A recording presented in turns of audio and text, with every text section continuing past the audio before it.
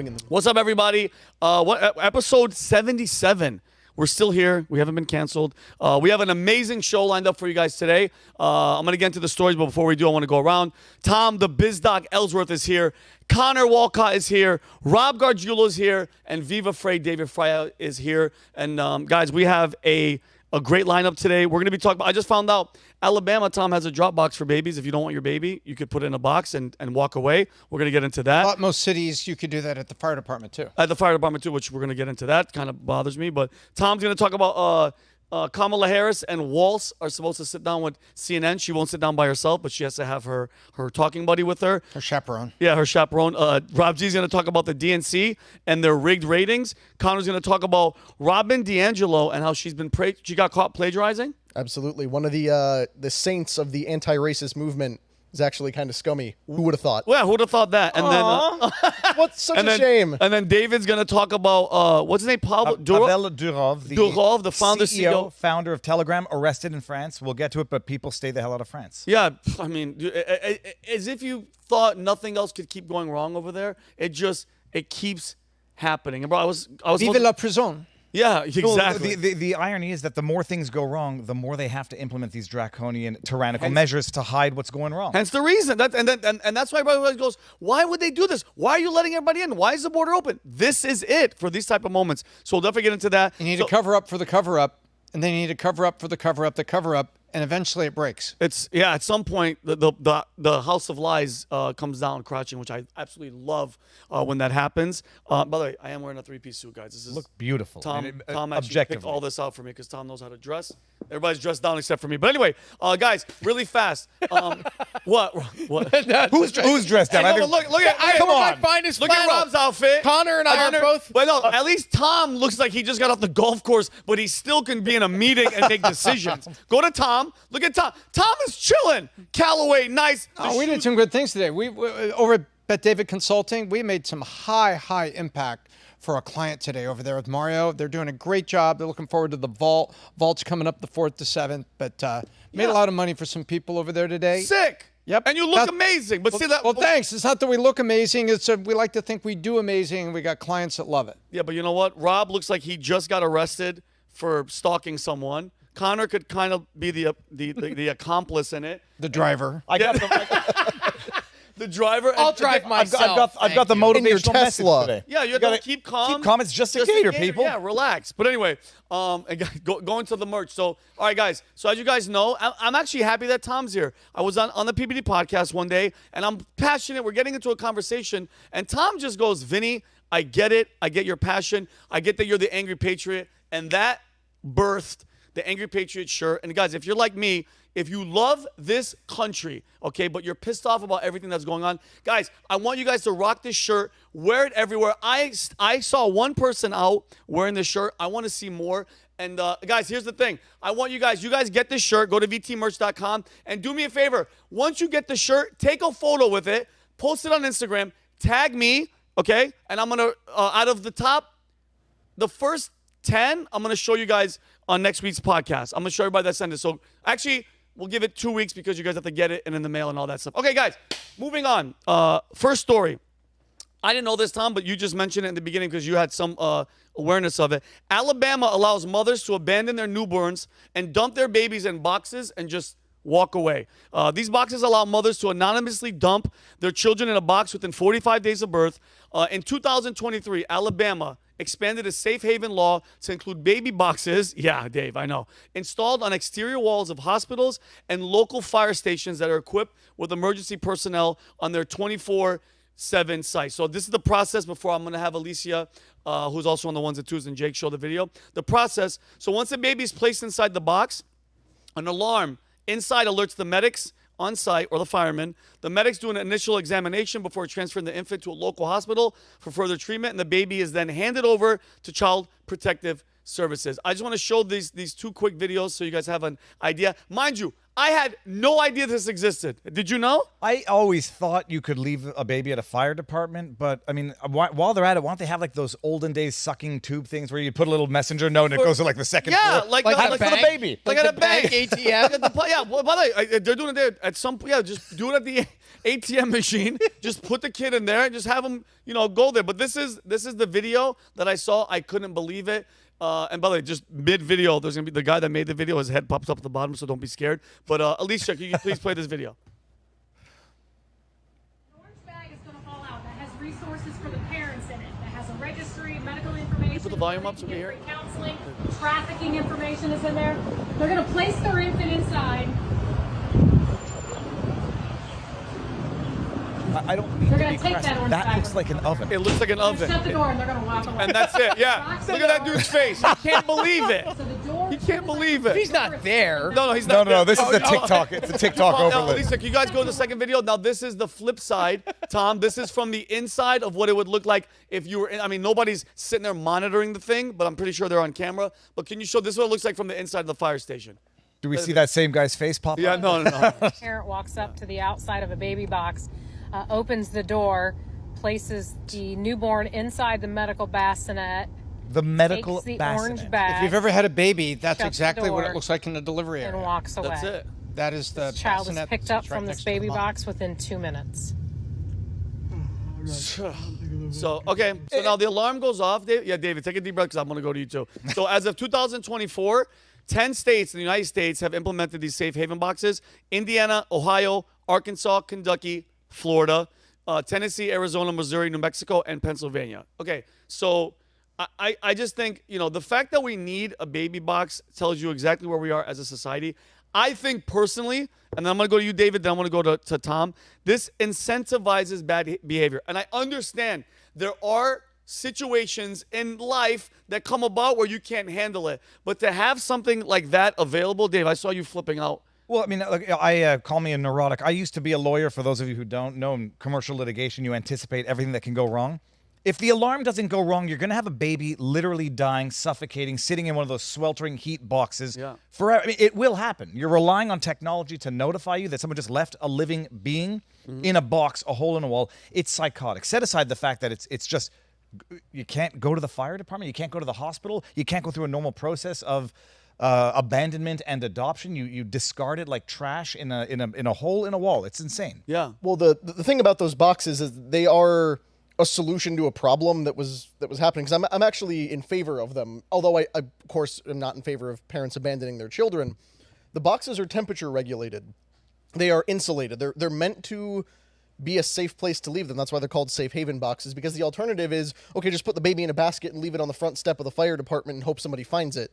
This was a problem they kept running into, and it's been a problem for a very long time, of they just leave the baby there and then they find it hours later and the baby's just been exposed. If they put it in this thing where it's insulated, it's temperature regulated, and they're not airtight, so it's not suffocating. There's airflow. It's basically designed to make sure the baby's okay in they said 2 minutes. And they're also in fire departments. Yeah. And I would think Yeah, that most fire departments departments and are hospitals. staffed. Yeah, guys, and I understand that, and like let's not sugar. It's not just about the safety thing.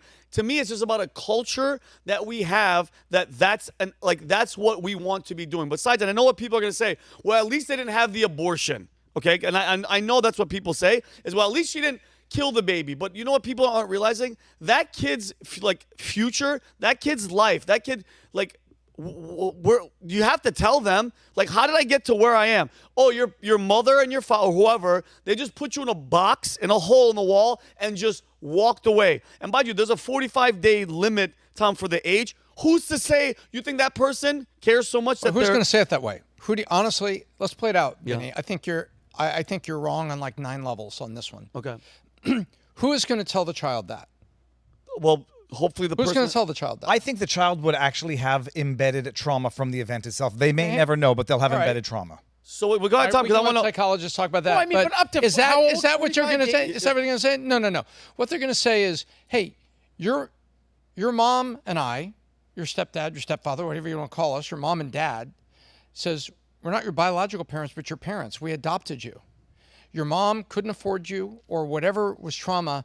And rather than suffocate you and rather than have an abortion, she chose to give you life.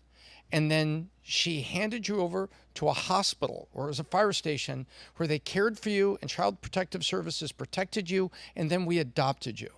And it says a community of people that cared enough to you to have a facility so you could be dropped off and to have a system where we could be aware of you so we could adopt you and raise you on our own because we can't have kids.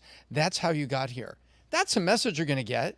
Who's going to walk up to them and say, oh, you were dropped off in a hole or something? I mean, there's a lot of presupposition in that. Either we care about life or we don't. And right now, the culture, we teach ourselves that there's no accountability and no responsibility. You have a pregnancy you don't want, terminate it. Some people agree with that. Some people don't agree with that. Some people, by the way, believe there should be, partial birth abortion as the child is born. They, and I think you all know how this works. Of course. The child is murdered by placing a device at the base of the skull and vacuuming the brain matter. Ugh. As the child is outside the womb. That is a partial birth abortion. And that's 40 weeks. Now, I think abortion should I'm also volatile on the other side because I think abortion should be legal for 4,200 weeks. And that would be 73 years old, so it would include Chuck Schumer.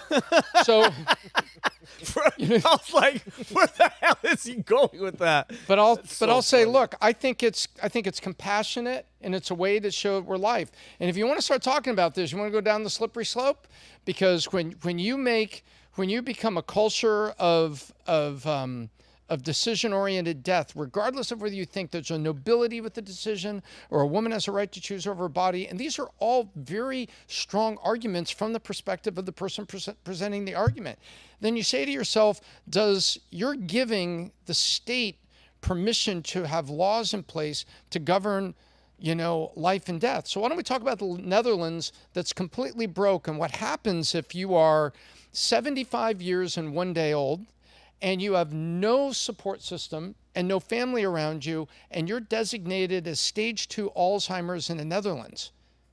You're euthanized.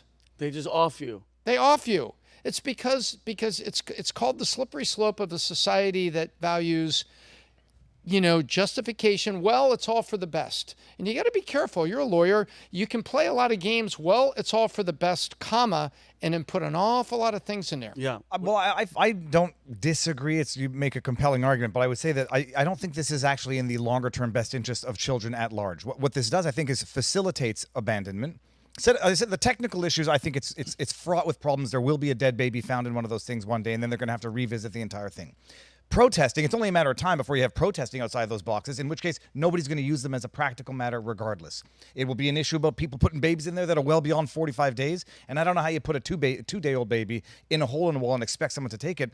I think you actually facilitate spontaneous or spur-of-the-moment abandonment and exacerbate a problem as opposed to not offering that as a viable option and make them think a little bit harder. I don't think the immediate reflex is abandon or kill the baby. I think it might make them think a little harder or just go through the normal standard channels of go to the hospital, I can't have this baby, adoption process at large, not dump it into a hole in the wall. I see your argument, I see your angle. Let me ask you a question. When did the program and why did the program start that you could bring babies anonymously to fire departments? I think that was just a supposition that firemen would not do something irresponsible with a baby. It's like that's the most churches, hospitals, fire departments. Go look it up. You know why it was? Why? People were putting babies in dumpsters. People were literally abandoning babies in incredibly unsafe places. Yeah. And we say if we're a compassionate society of life, then we need to do something. So finally it was, don't abandon your baby in a trash can or a dumpster. It was happening a lot. So fire department said, bring them here, no questions asked, and we'll get them to Child Protective Services and then the foster care. Yeah, and mind you, and I take a step back though. I think again, and Tom, I agree, great point, great argument, and I like where you're coming from. But I think we talk about the culture that's driving this. This being promiscuous is glamorized, and girls are out there. And by the way, we don't know the stories of all these girls. Some of them are probably bad, but like this society, we glamorize that like. Go do what you want. Get out there. Being a hoochie mama is cool. And then you get in trouble. Instead of making it easier for them to walk and do this, why don't we go back and teach people to be responsible, to make the right decisions? You know what I mean? I think teaching people to be smarter so we don't even have to get to that point, which I agree, Tom. Thank God that there is an option that's better than a dumpster. But what were you going to say? Then I'll go to you, Dave. You can't force people to be responsible, and they're not going to be. And so, unfortunately, we find ourselves in a society where there is a lack of respect for human life, and sometimes that comes on the parents' behest. I remember growing up, there was the story of Susan Smith. Tom, do you remember the story of Susan Smith, the mother in 1994 that strapped her 3 children into the backseat of the car, 2 children, in a lake, drove them into a lake, and then said that she was carjacked by a black man and he stole the car, and the entire country was focused on finding these children. And then it turns out that the reality was that this mother had killed her kids. Not the first mother to do it, but it became the first that it was a high profile, highly reported that I can remember. And so 1994, I'm 8 years old. For the rest of my adult life, I continue to hear stories. Even we had Sheriff Grady Judd on PBD podcast a few weeks ago. One of the stories we talked to him about was a woman in Orlando who duct taped her children's, it's going to make me cry, duct taped her child's arms behind his back and threw him into a pool and watched him drown. There are bad people out there. Yeah. Bad people are having children. Yeah. I'd much rather children be dropped off at a drop box where they can be left to, yes, it's in a firehouse. There's more than likely somebody on call at all times. Even if it's a volunteer, there's going to be somebody There's paramedics at a fire station. Yeah. So I'd much rather that child end up in, like Tom said, I'd rather that child end up in a box than in a dumpster somewhere. And it's a great topic to bring up, Vinnie, because this came out today. Yep. I found this morning. This is reported by Politico, but it's according to a new report from the Surgeon General, Vivek Murthy. According to Vivek Murthy, suffering from stress, money woes, and loneliness more than their childrenless peers, nearly half of parents can barely function today. Murthy says government aid in the form of child tax credits, universal preschool, early childhood education programs, paid family and medical leave, paid sick time, and investments in social infrastructure can help. But as of today, parents are more stressed out than they have ever been in human history. So parents are stressed out economically, financially, socially, politically, where a lot of parents are at the break.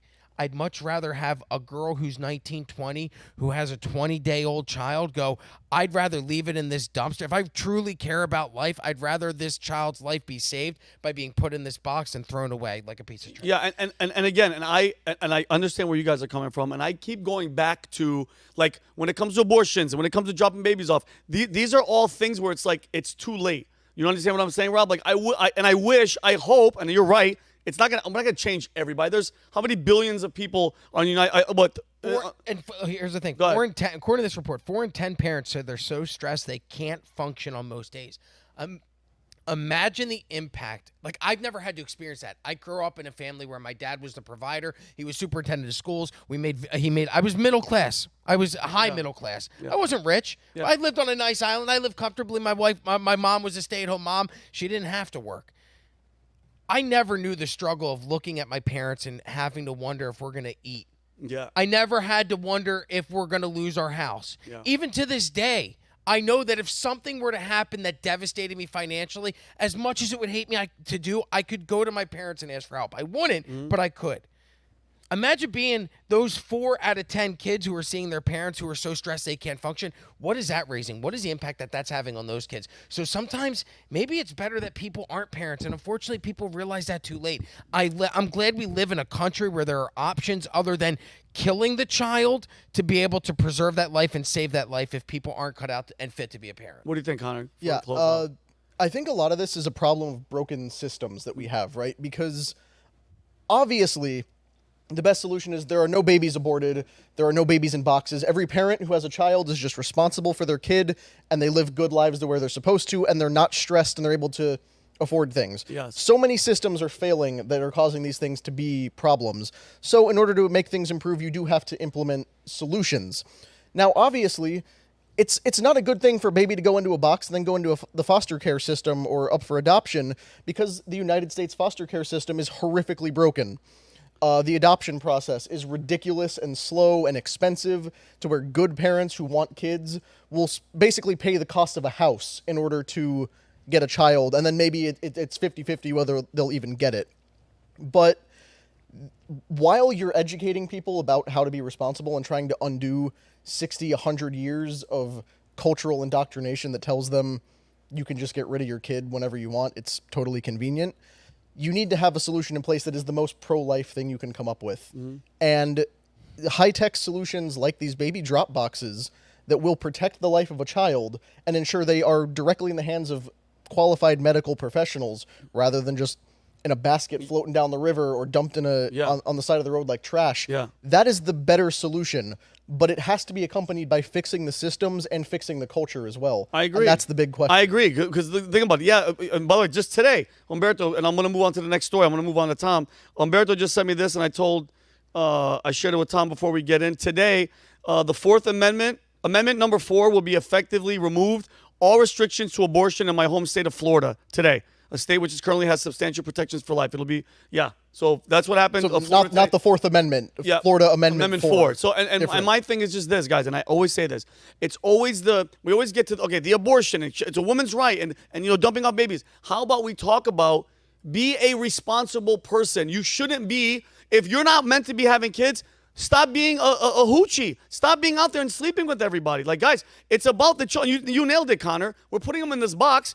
You don't know the future of this kid. It's going to be in a broken system. And I have a question. Is there a limit, Rob? How many kids can you put in this thing? Well, no, is it every time this girl has a baby, just keep dumping them in the box? Why limit it at 45 days? What if you decide after 2 years you don't want your kid? They're going to have bigger boxes? Well, that's what I'm saying. The bottom line is also, how big of a problem is it? And does the solution actually resolve the problem, or does it normalize something where you end up actually having more people doing this than would have done it had you not offered this as a normalized solution to abandoning a young infant? I don't disagree, but if it saves one kid's life, for that, me, I'm like, well, then it's worth it. Obviously. But I think it's a bigger issue. It is. It's a cultural one. Yes, you look at the way that Christianity and Christian values. Look at how Harrison Butker, the Chiefs kicker, was villainized in the media for what? Promoting Christian values. He wanted to raise a family in a safe environment, have a woman at home. Complimenting his wife for being a great mom. And that was criticized. But then you have songs, and I'm not going to use the term, but the Wet Ass P song was like the number one song in the world at one point. And at that same time, they were talking about banning the Christmas song. What was the Christmas song where they got upset because Take Me Out from the Cold. It was... The what? Oh, damn it. The baby, it's cold outside. Yeah, baby, it's cold outside. They said that was misogynistic and because he was taking advantage of the woman. So that song is wrong, and we're not allowed to have that song out there. But at the same exact time, Wet Ass P was a number one. So it's like this whole I don't even want to use the term slut, but it is. This slut culture is promoted by social media and the algorithms, and now it's like infected our youth. So how do you fix that? Yeah, and the Kardashians, by the way, she's one of the most influential girls, female on the planet. And what is her claim to fame? What is Kim Kardashian? It's not her father. Well, it's her. It's her mother, selling a sex tape or negotiating or whatever allegedly the rumors are. That's your claim to fame. And then trying to break Elizabeth Taylor's record. And that's all right, guys. I got to move on to the next story. Tom, Kamala Harris. Rob got it. No, trust me, I got it. I think it's hilarious. But all right, for marriages, Tom, right? For those who don't get it. What? For number of marriages? Yes. Okay. Yeah. I got it. I'm smart. I went deeper than that. Okay. Anyway, Tom. So Ray J. Yeah. Except a couple Elizabeth Taylor's husbands had the good sense to die. But anyway. Yeah. All right. So Tom, Kamala Harris and Walz are going to be sitting down with CNN. We just found this out yesterday. They agreed because she doesn't want to do it by herself. So what's the scoop? So, So after 37 days of and it's called, in politics, it's called an adversarial interview. In every other walk of life, it's just called a reporter interview, where you're being asked live questions. It's a live, contiguous thing. Maybe you're put on the spot, maybe you're not. You could be interviewing the mayor. You could be interviewing somebody that saved somebody's life. Well, in politics, it's called an adversarial interview because the reporter asks you questions, 2 cameras, live, and then it's run and shown to the populace without editing. At least it's supposed to be. If we sat down for 12 minutes with the candidate, well, she's done none of that. As a matter of fact, she had a stand-up with somebody yesterday. I think she was asked one question, and she veered off and said, well, we're celebrating the anniversary of Martin Luther King and the March in Selma. Matter of fact, I was in Selma yesterday. So she gave this answer to something, but it was not what she was asked. So it showed as like, it's like, basically, her campaign, which kind of runs on fear. Is that camera on? So they've decreed that they're going to sit down with CNN and they're going to do a sit-down interview. But Walz is going to sit with her, and they're saying it as the first two, full administration sit-down for this campaign. And they're putting it up in lights with CNN nearly broke and complicit, putting it together so that Walz will be there with her when they answer these live questions. And the anticipation is that what you're going to hear a lot is what she meant to say was, if I could elaborate for Kamala. May I interject? He's going to say that a lot. Exactly. It's going to be like that. And it's a farce.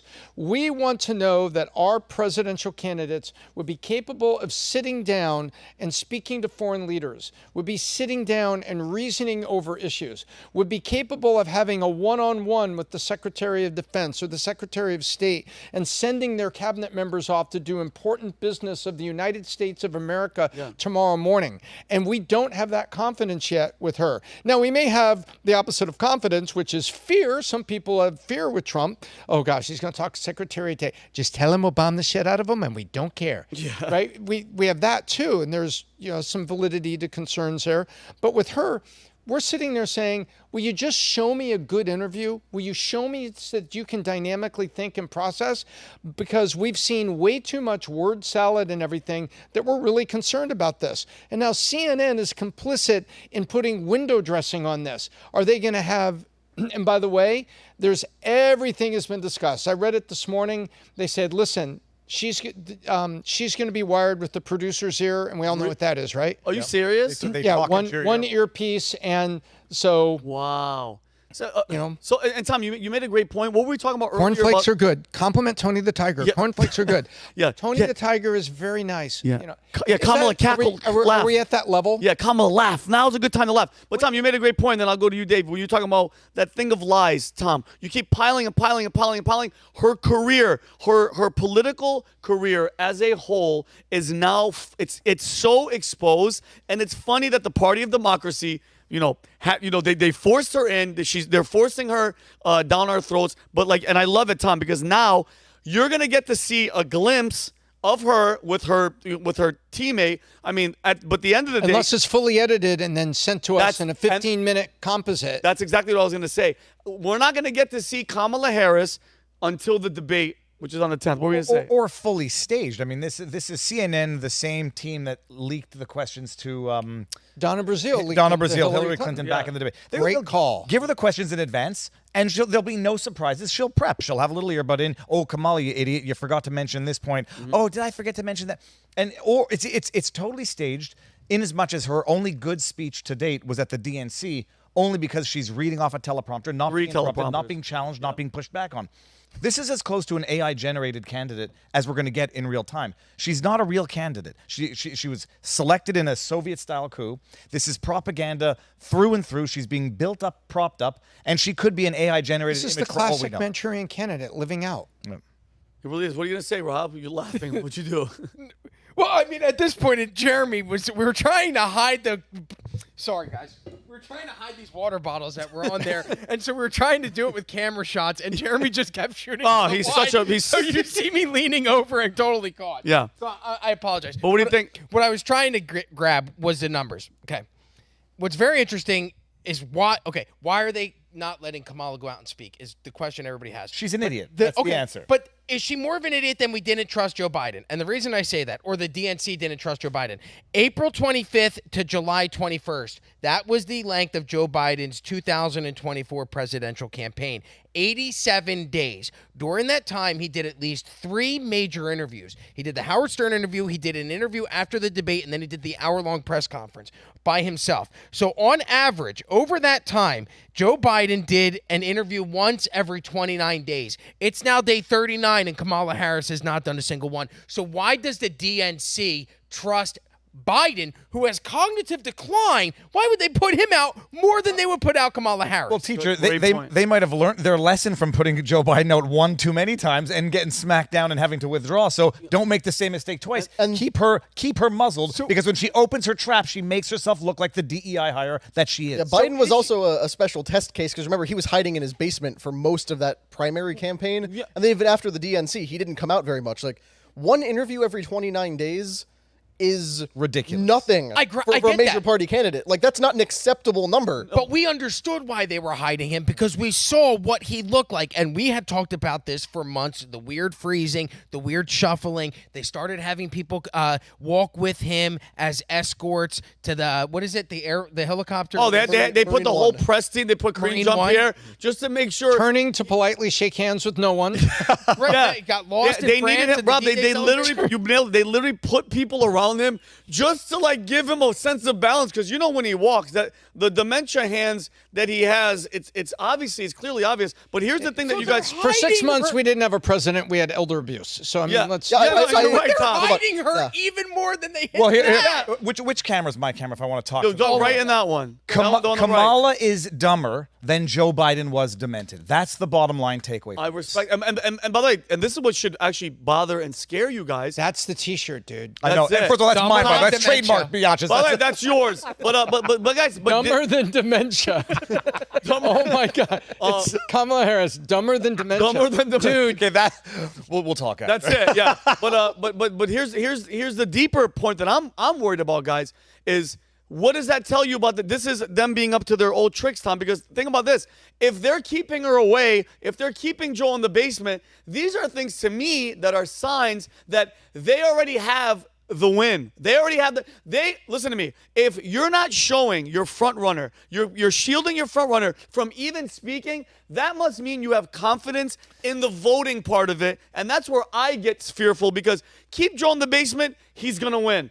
Keep Kamala away, guys, we're good. We're good, because in any other competition, I don't care if she's dumb, you got to get out there. Get out there and talk. We're less than how many days away? 60-some days? The flaw with what you're saying now, though, is that she is out there, just in a highly curated, highly manufactured sense on Twitter, on TikTok. Big time. And so they're using the sound bites to replace for what was otherwise open air discussion. Yes. And the young generation, I don't think cares, and I don't think they understand. Yeah. And they think they're seeing something that's authentic, like Kamala cracking an egg, or Kamala sitting down making jokes about coming out of the record shop, having Yeah. bought John Coltrane, her favorite albums, which she didn't have for some reason. Yeah. So they think that they're seeing her. And so they're not hiding her. They're just curating what they expose of. And her. it's Does anybody- 68 days left till the day. So, by the way, that's unheard of that this person isn't out there and talking and engaging and making people follow. That means, to me, they have something else up their sleeves, which I've been saying this a lot. Tom, we were talking about this in the office earlier.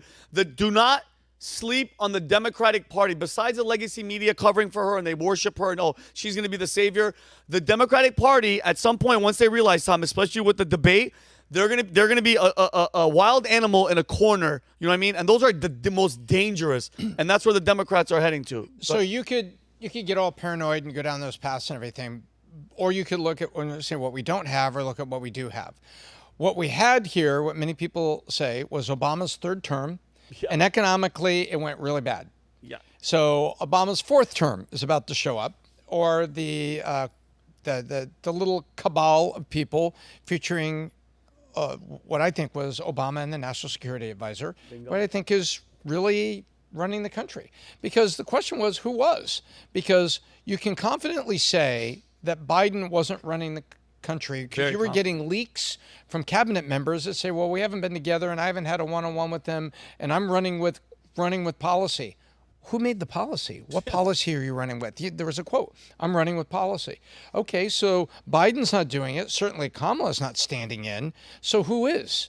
And suddenly you say, No, yeah. Who is? Who is in charge? Go ahead, Connor. the National Security Advisor, and we just experienced Obama's third term, the bounce out of COVID, and the economy didn't go so well. Yeah. Yeah. Does anybody find it at all ironic and amusing that our historic first woman of color presidential candidate can't talk to the sympathetic press without a straight white guy to lean on for the whole time? Like, a good point. You'd think they'd want her without Walz as much as possible.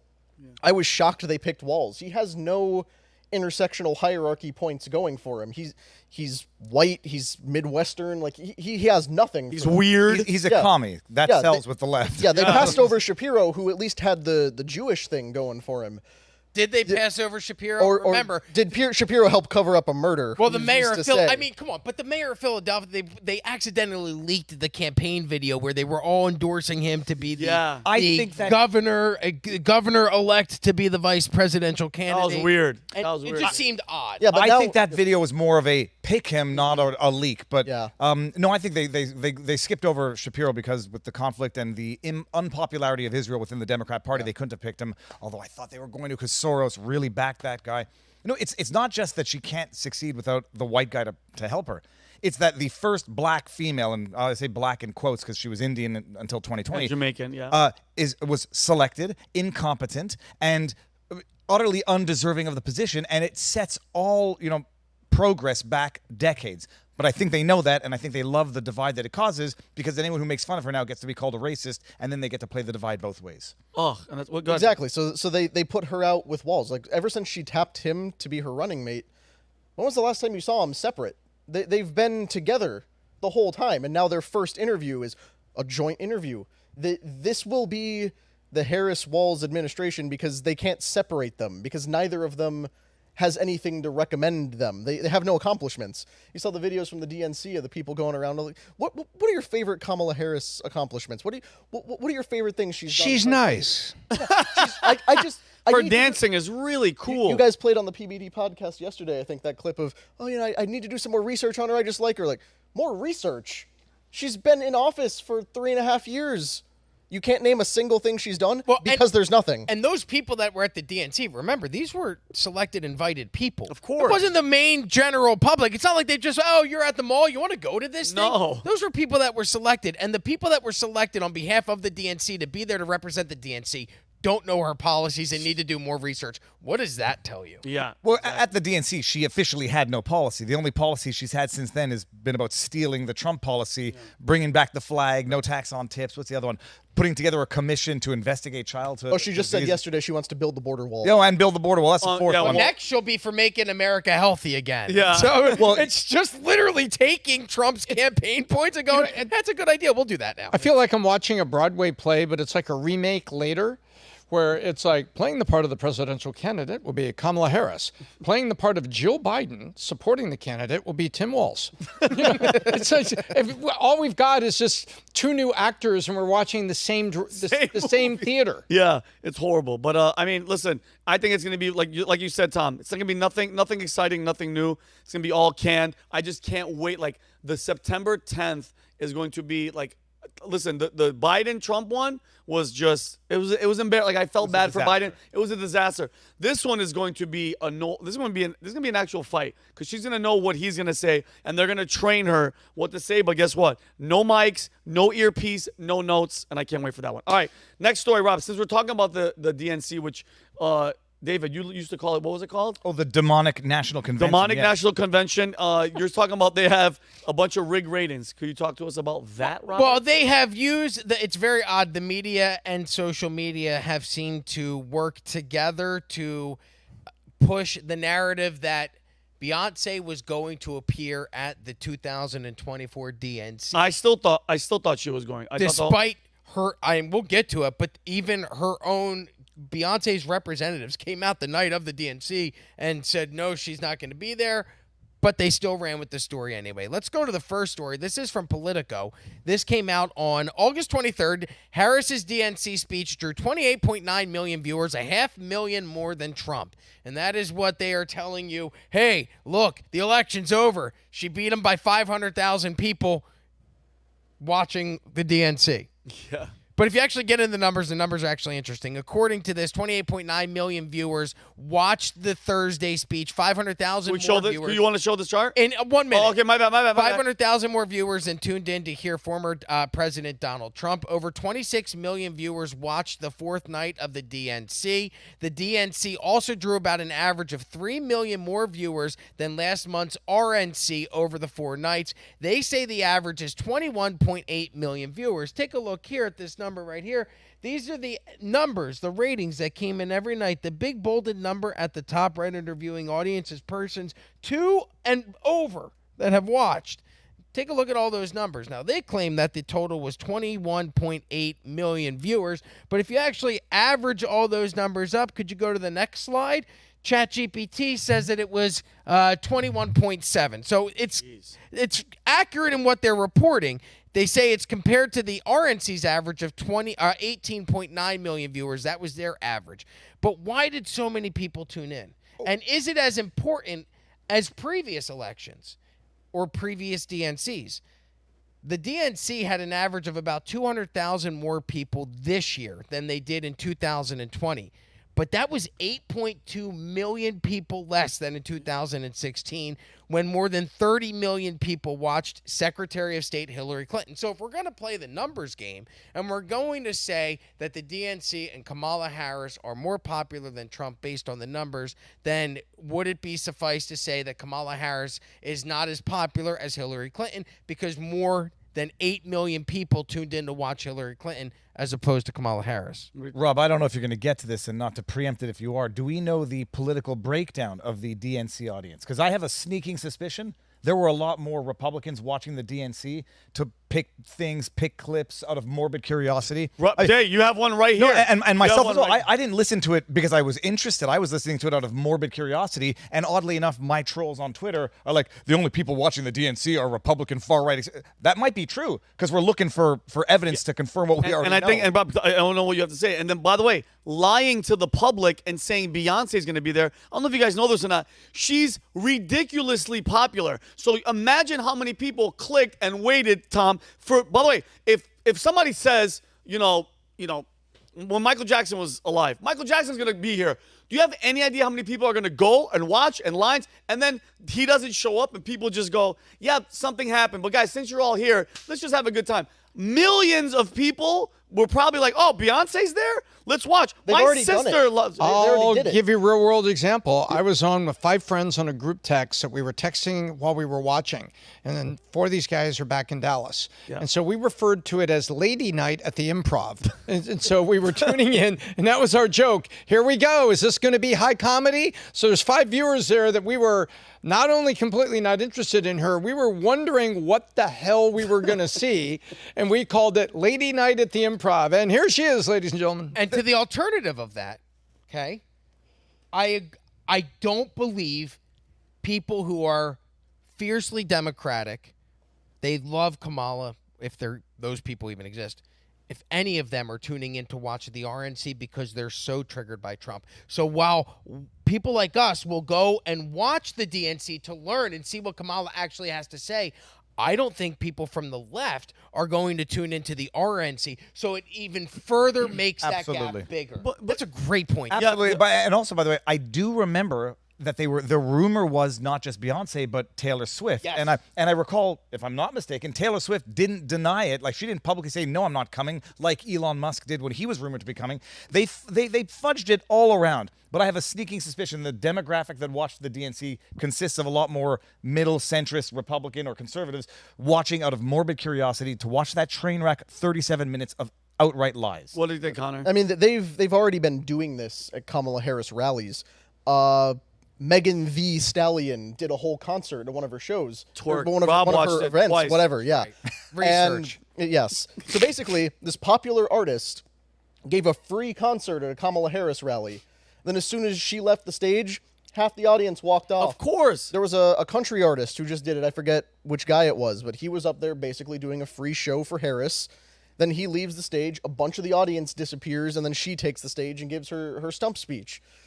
So they're certainly not above saying, oh, hey, don't tell anybody. But of course. Yeah, they don't. And then everyone shows up watching. Is it going to be Beyonce? Is it going to be Taylor Swift? Who's the surprise? Yeah. The surprise was Harris. They said the special guest that they didn't announce. It's was the Harris. president. Flipping lie. What a And by the way, and Rob, I want to know what you have to say. But and Tom, please, if you can, how much of this people going there, concert, Beyonce, whatever, are going to turn into votes? I have a real example for you.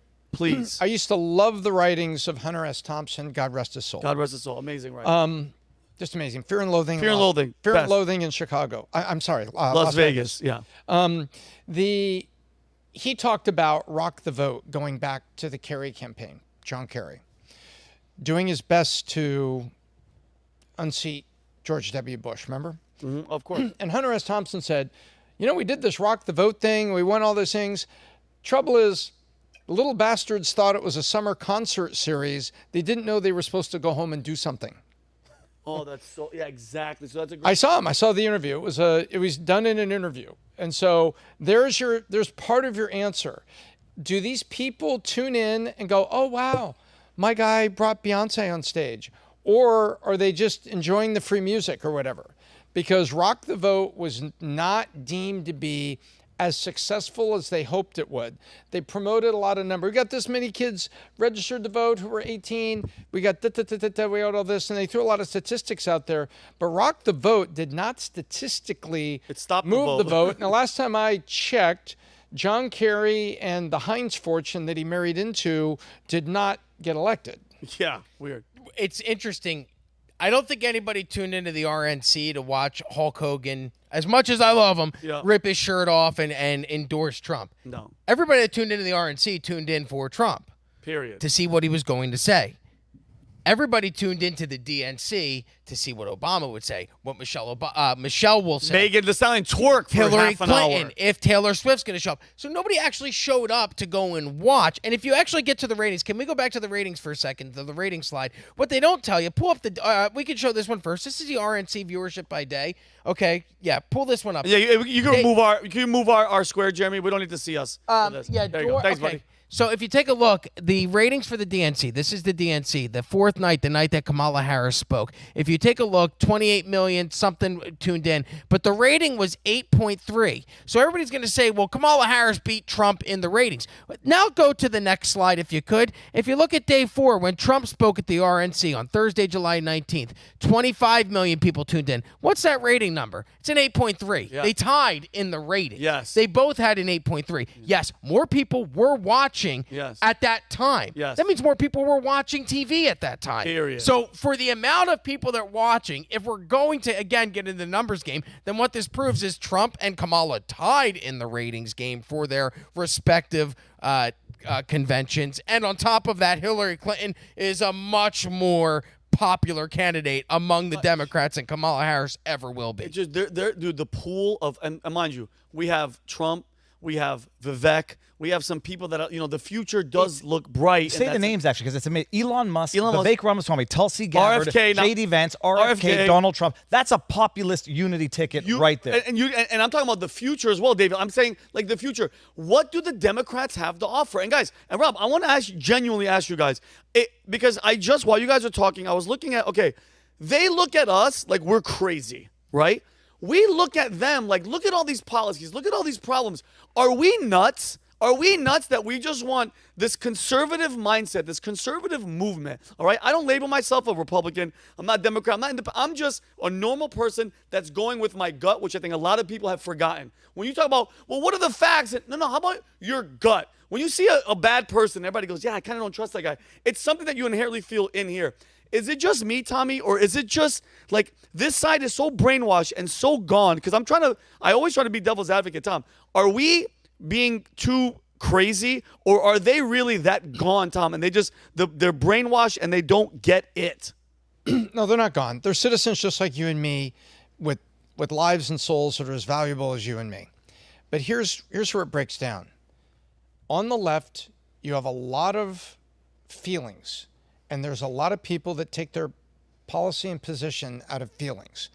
And the feelings create such a response that they're not willing to discuss or not able to discuss their position. There's a lot of feelings on the right as well, but it's usually reasoned. At the end of the day, Dems tend to think that Republicans are bad people or even evil. Yes. Whereas Republicans, at their core moderate, merely think the Dems are wrong and need to understand. Gotcha.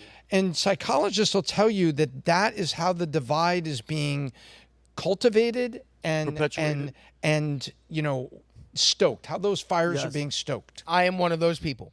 So in 2008, I went to Cuyahoga Community College to watch Bruce Springsteen do an acoustic concert with Barack Obama. I thought the right wanted to take away. Was that was Rock the Vote? Yes, that was it. I was, Tom, I fell victim to the propaganda. I voted Democrat for my entire life. So Tell us what you felt. Tell us how you were rationalizing your vote at that time. That I believed in gay marriage, that a woman should have the right to choose, that capitalism was evil and socialism was good. You know where I went to? I went to a liberal arts college in New Jersey. I got indoctrinated, and the media didn't help. The media fuels this. And for the longest time, I sat here and I blamed social media.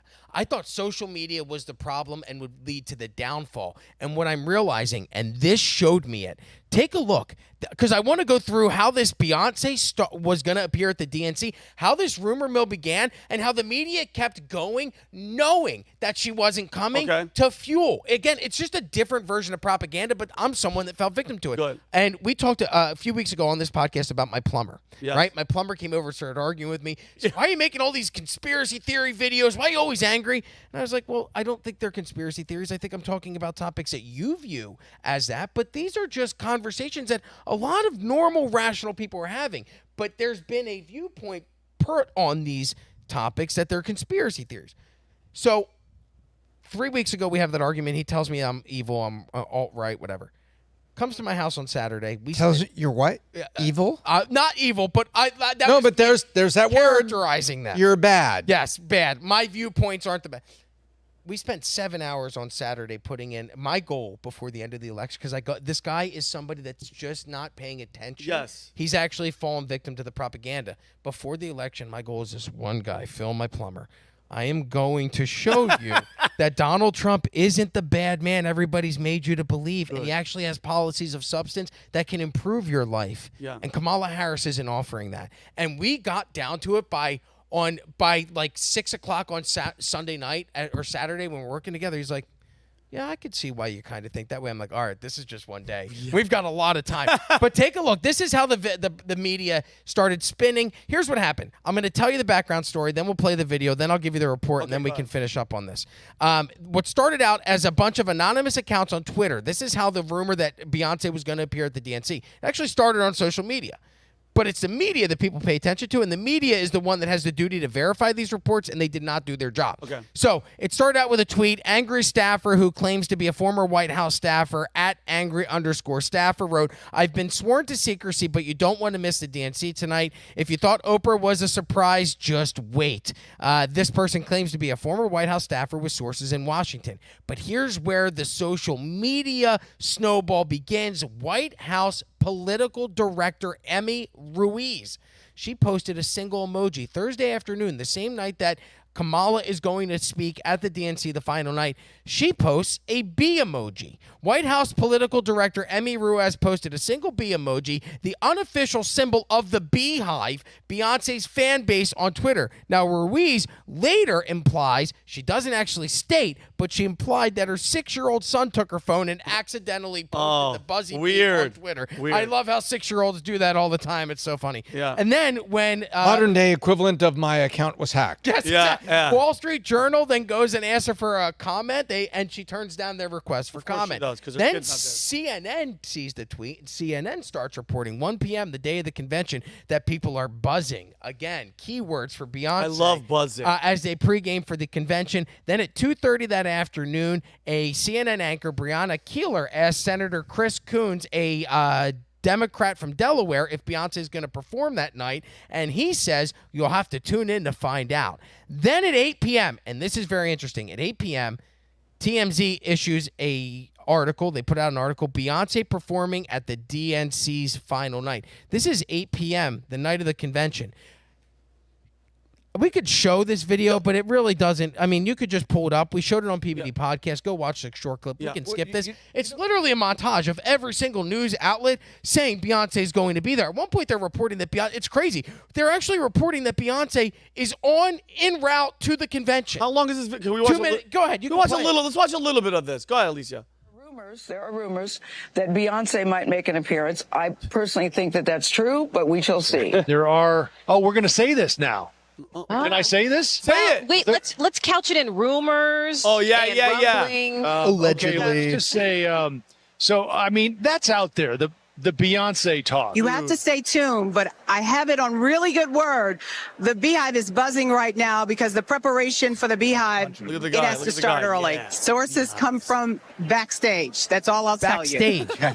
TMZ and The Hill reporting that she will indeed be making a surprise performance on stage here. Congressman was just dancing along, and he's excited that he's hearing rumors, which a donor confirmed to me that she's also hearing that Beyonce is en route. President of all things music. Okay, can you pause this? I want to say something, Rob.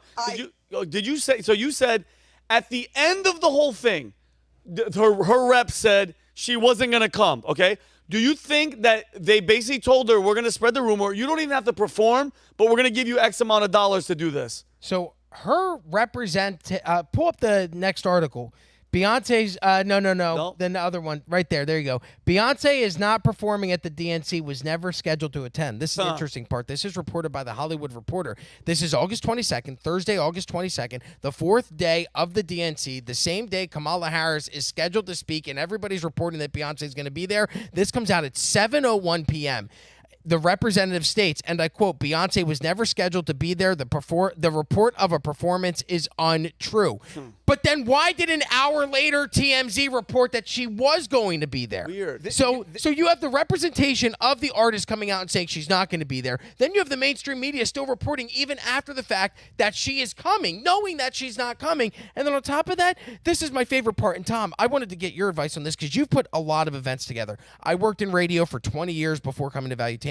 We would do every year in Cleveland. We did a massive 10,000 person rock festival that the radio station put on. And when I'm talking about the radio station, I'm talking about the promotions team, our program directors, the talent. But these are not it's not Live Nation. I worked for a guy named Rover. That was his name. Rover. That was the guy that put on these, and we managed to put on 10,000 people. There were no surprises.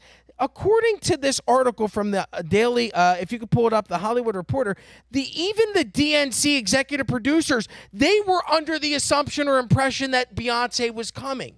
These two, Ricky Kishner and Glenn Weiss, both spoke with the Hollywood Reporter where they said, yeah, we were just as surprised as everybody else that the rumors were going on, and we anticipated that she was going to show up. So how would you, organizing this massive event, as the producers of that event have no idea that one of the largest stars in the world is coming or not? It all just reeks of, hey, we're going to float this out there. We'll let the media report on it. We're going to get the cheap views by having people tune in because they're tuning in for these artists and not the actual person themselves that's speaking. And then we're going to run with the headline after we rig the ratings by getting people to tune in using the propaganda that we peddle. Then we'll report on those ratings that are fake and say, oh, by the way, that's why Kamala Harris is going to win the election because she's more popular than Trump because the DNC got more viewers by 500,000. Yeah, and by the way, are any of you guys surprised that the mainstream media, the DNC, and all these people are doing something like this? And I'm telling you right now, what I have a feeling,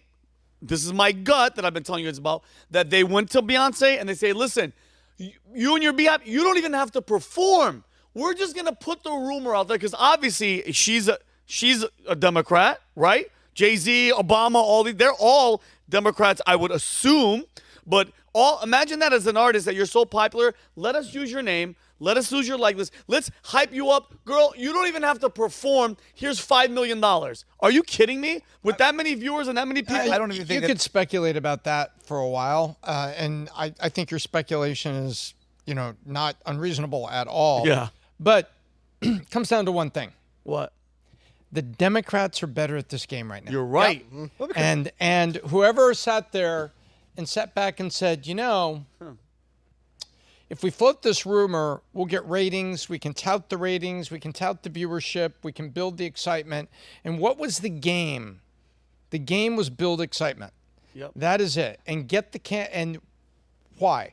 Because coming out of the convention, you wanted bounce. You wanted bounce in the polling. How do you get bounce? You need favorability.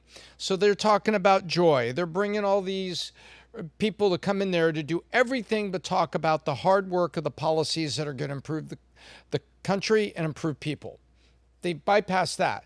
They went for feel-good to increase her favorability rating, to make people feel good about the Democrats, and to create excitement. And they succeeded. Yep. That was the game here. Now the question is the bounce going to live? Because the counter-programming with RFK on Friday, Saturday was pretty damn good. When do the polls, Tom, when will those poll numbers actually be reflective of everything we've seen over the past 4, 5, 6, 7 days? When will we actually see poll numbers that reflect? It takes a minimum of 5 days to run a multi-format poll where you're running some calling. You know, the older Democrats, older Republicans still have landlines at home. You're also running text, volunteers. Yes, I'll answer a text message, other than delete and report that all the rest of us do. Delete and report. Then you also have the email, and then you have voluntary online. All that has to come together to create a panel of registered voters or likely voters. That takes time. It takes 4 or 5 days to get an honest 600, and it probably takes closer to 6, 7 days a week to get 1,000 likely voters and to put together something reasonable. And right now it's going to take a week to do that, a couple days to frame it, and then the pollsters will hold it back from the media if it doesn't match the narrative. The left-leaning pollsters have been holding back polls for 2 weeks that were showing that her bounce was subsiding going into the convention because it doesn't match the narrative. So they tell Trafalgar, don't put that poll out, and they don't release it.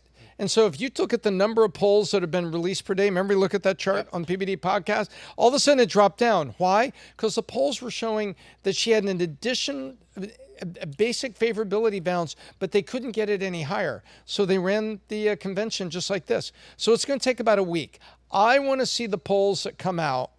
Where we're sitting here now is right on September 7th and 8th. Polls are going to be released, but it's going to be going into the debate. And I believe those are going to show a flattening effect of her whatever bounce she had out of the convention, and they're going to show more boost on substance from the combination of RFK, Tulsi with a full volume endorsement beyond her more passive endorsement before. And I think Trump is actually ahead in battleground states, not by 5 points, but I think it's all going to show up right before the debate. And that debate is do or die for Kamala Harris. If I want to add one thing before we move on. What you just described, Rob, in terms of the tactic, it's an iteration of the wrap-up smear. It's information or disinformation laundering. Somebody puts out the lie, the media runs with it, they report on the report, which is based on a rumor, and they basically launder the lie and then make it true until such time as they can no longer deny it. And when Tom says, the Democrats are better at this than the Republicans, I agree. I would say that they're better liars and they're more liars, but even if I assume that they are equal amount of liars on the left and the right, the left controls the media, so when they want to launder their lie, they have the support of the media. When the Republicans try to do it, the media picks apart the lie and doesn't let them get away with it. So they are better at it. I happen to think they lie more, but they're definitely better, and they got away with it that night. In North Carolina, around Duke University, they asked people, do you know that the DA, what happened to the DA in the Duke lacrosse alleged rape of a sex worker? Remember that? I remember that story. They were all acquitted. Thousands. They were all acquitted. All the young men were acquitted. What happened to the DA? She got money from a PAC. He got indicted and went to prison. It was falsified. Nobody knows about it. Wow. But do you know about the young men on the Duke lacrosse team and the horrible, evil thing? Of course we do. Yeah, of course. Nobody knows they were acquitted, and nobody knows the DA went to prison. Thank you. Yeah, yep. Didn't the DA, one of the DAs I thought got like some sort of money from the Rainbow Push Coalition for something, but I might be mixing up names here. Exactly. But why are we all still uncertain about that? You're right, but why is it there? Because the game was the upfront. Terrible, rich, white kids on the lacrosse team at terrible, evil, high-end elitist Duke commit atrocity against this sex worker. Turns out not to be true, and the people involved in law enforcement do the time. Yeah. But nobody knows about it. To your point, it was actually the Rainbow Push Coalition announced that they were going to pay the college tuition of the black exotic dancer who told police that she was raped by the white members of Duke's. And she kept that, or they still gave it to her despite her having fabricated the whole thing. All right, guys. Well, mission accomplished. Yeah, that's what I was Duke and these then these young men were smeared. Yeah, and their Mission lives accomplished. their lives are To your sold. point, Yeah. the lie is recirculated. People report on the report. I was just reporting the report. If CNN's reporting is wrong, all I have to say is CNN reported today. That's it. And now I'm innocent. I'm reporting on the report. The young men are smeared. And The lives are narrative over. served. They get their form of perverted non-justice that they call justice. And then when the reality comes out, guess what? Yeah, nobody even cares. All right, well, moving on. Rob, great story. Connor, Robin DiAngelo apparently was plagiarizing. She wrote the book White Fragility. Yes, speaking of elitist white people and all that, we have cause to celebrate because yet another racial grifter is being exposed for the fraud they are. For anybody who is unfamiliar with Robin DiAngelo, like I said at the top of the show, she is one of the saints of the anti-racist movement. Some background on her, just so you know. Her field is critical discourse analysis and whiteness studies. So that's an actual degree? Useless nonsense. Yeah. Is fancy talk. She was a former tenured professor of multicultural education at Westfield State University, and she is currently an affiliate associate professor of education at the University of Washington. She grew up poor, with a single mom. Her mom died when she was very young. She went to live with other family who were also in poverty. She had to, work her way up. She got education. She now holds a PhD in more useless nonsense, but she did at least acquire a PhD. As an adult, she realized that despite all that hardship she overcame, it was better for her because she was white. And had she not been white, her poverty experience would have been much worse. Here's just from her Wikipedia page. She believed that her poverty led to class oppression. Yeah, it's okay. Up. Though it was only later in life that she identified personally benefiting from white privilege, even while being poor and white.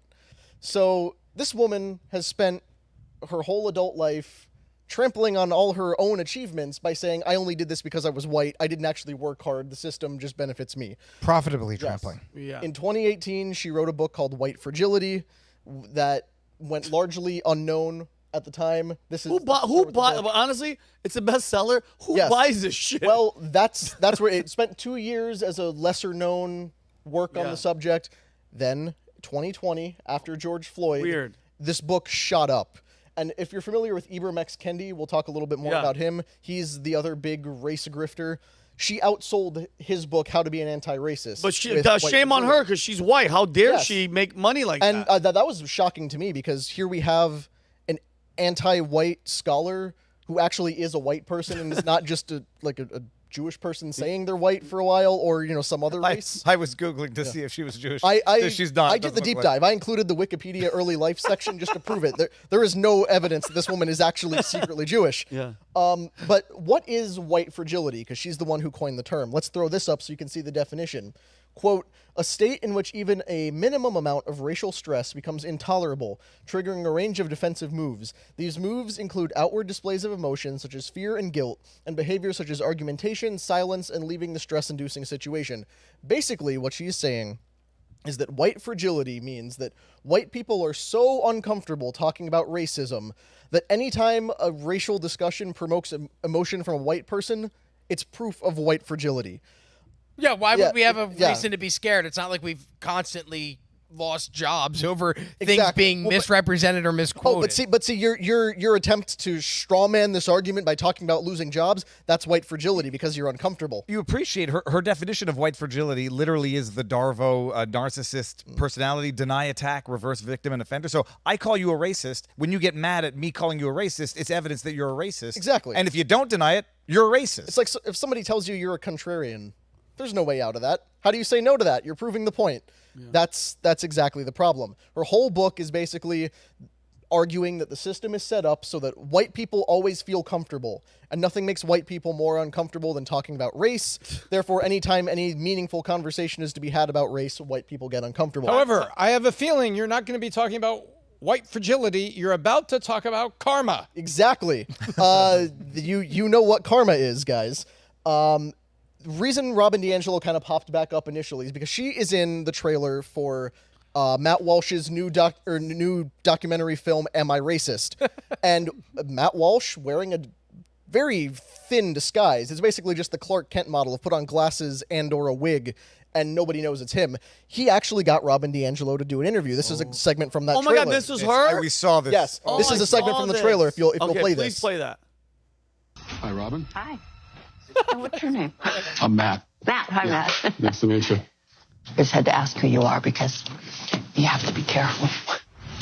Never be too careful. They gonna say you racist. Exactly. So maybe she should have been a little bit more careful because now her name is back out there, and that has led to renewed interest in trying to ding Robin DiAngelo for how much he actually sucks. Before we get to that, though, I just want to show how widespread the support for white fragility was. This was a clip from Disney Channel's The Proud Family, which is for children. Okay. Check this out. Okay, please play it. Well, you understand love, don't you? No, I do not understand anything about white fragility. White fragility? What's that supposed to mean? You know what it means. You're doing it right now. Doing what? Being defensive about race. Robin DiAngelo wrote a whole book about it. Read it. Yet again, on page 39. same On page 39. cover and everything. My dad wouldn't even look at the diary. He said his people would never own slaves. Okay, so we can cut that there. At first, it looked like they were going to make fun of white fragility, but then they actually Yes, no, legitimized it's deadly serious because in this show for children, they are driving home the point. Denying that you have white fragility is one of the textbook symptoms of white fragility. So, It's kind of all. And before you play this, kind of all reminds me of Colin Kaepernick, where he loses his job, he's not even relevant anymore, and he's like, you know what? Everybody's racist. And then every time he wants to sell a book, he resurfaces or he's selling something, and he goes, you know what? My white parents who adopted me, they're a bunch of racists because my mom said something that my cornrows weren't professional. What the hell are we even talking about? And you're nailing it. Showing that stuff to youth, I don't care what people, that's an impressionable age. That's is what? Indoctrination. Of course it is. So 8 years old, your brain is just picking up, and that a kid watching that is like, oh yeah, white people are, we're racist. Colin Kaepernick calls out adoptive parents' racism as he promotes new graphic novel. You're right. It is this weird thing where anytime there's a project to promote, I don't disagree. He did stand up for racism while he had a job. That the reason why he doesn't have a job is arguably not. He's not that good of a football player, bro. He was good because standing up for racism involved going on strike against the job. After he'd already been benched. By the way. No, he was on the bench, and when you're benched, and listen, I don't know if you guys noticed this or not, his hair, his fro started getting bigger and bigger. Reminded me of OJ. Remember OJ Simpson on Naked Gun when he comes out of the boat and he can't even go through the door? It just kept getting bigger and louder. It's like, bro. Like, not everything has to do about racism. Yes, the moment that he was talking about police brutality, okay, but then years later, you're promoting a book, and now you're throwing your parents under the bus. Well, remember when Kaepernick compared the NFL draft to a slave auction? Slave auction. And now, in his mid-30s, he's desperately trying to get back into the NFL. Every week he's training. See, turns out they didn't used to pay slaves multi-million-dollar contracts. No, hundreds of millions of dollars. But go ahead, Connor.